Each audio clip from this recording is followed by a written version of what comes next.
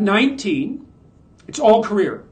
By 30, that's just not the case. I don't know if I've seen a single woman who I didn't think had a psychological problem, who hadn't seriously flipped in their attitude towards the balance of family and career by the time they were 30. And then you see lots of women who at 40 haven't had kids and perhaps wanted to, and that's not a pleasant situation.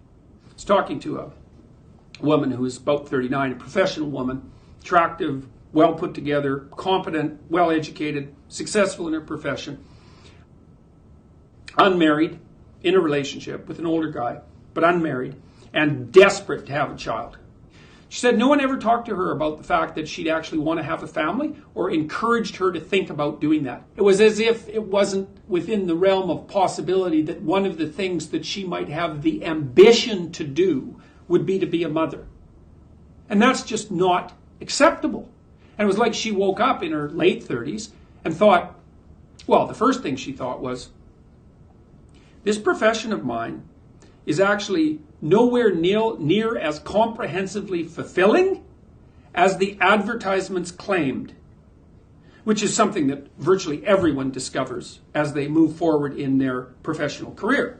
The reason that you get paid generally for your work is because you're doing something that you wouldn't choose to do if you weren't being paid for it. And so the idea that your career is going to be the fundamental source of your fulfillment is true for a very tiny minority of people. And even with them, it's complicated. So she was tearful and upset about the fact that it took her so long to discover that there were other important dimensions to life. And so our society needs to rethink our relative valuation of career versus motherhood.